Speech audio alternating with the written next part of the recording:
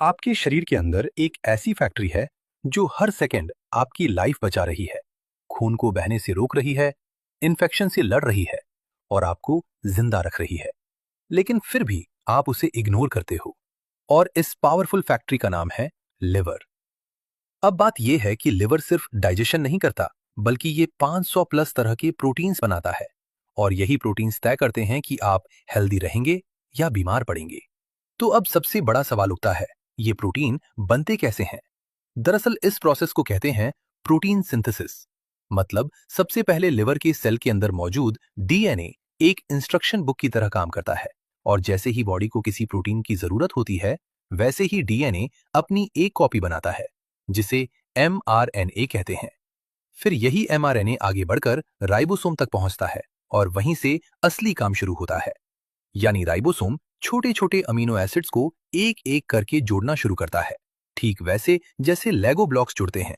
और धीरे धीरे एक लंबी चेन बनती है जो आगे चलकर प्रोटीन बन जाती है।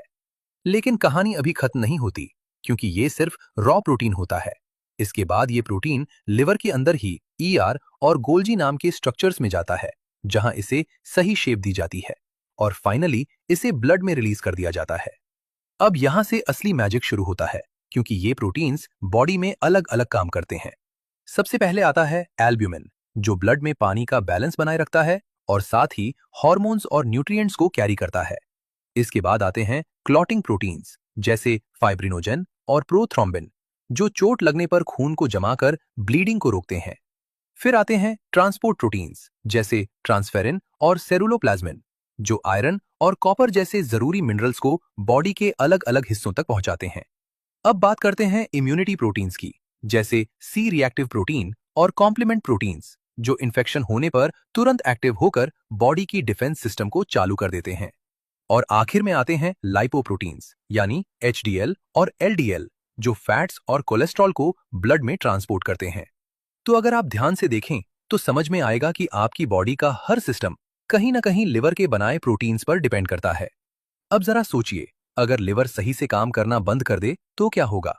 एल्ब्यूमिन कम हो जाएगा तो बॉडी में सूजन आएगी, क्लॉटिंग प्रोटीन्स कम होंगे तो खून बहना नहीं रुकेगा, इम्यूनिटी प्रोटीन्स गिरेंगे तो इन्फेक्शन बढ़ जाएगा, और ट्रांसपोर्ट सिस्टम खराब होगा तो न्यूट्रिएंट्स बॉडी तक पहुंच ही नहीं पाएंगे।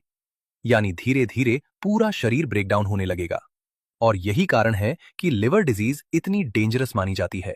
तो अब अगली बार जब आप जंक फूड खाएं या ऐसी हैबिट्स अपनाएं जो लिवर को डैमेज करती हैं, तो बस एक बात याद रखना, आप अपनी बॉडी की सबसे इंपॉर्टेंट फैक्ट्री को खुद ही डिस्ट्रॉय कर रहे हो। क्योंकि सच तो ये है, और अगर लिवर स्ट्रांग है तो आपकी बॉडी खुद ही स्ट्रांग बन जाएगी।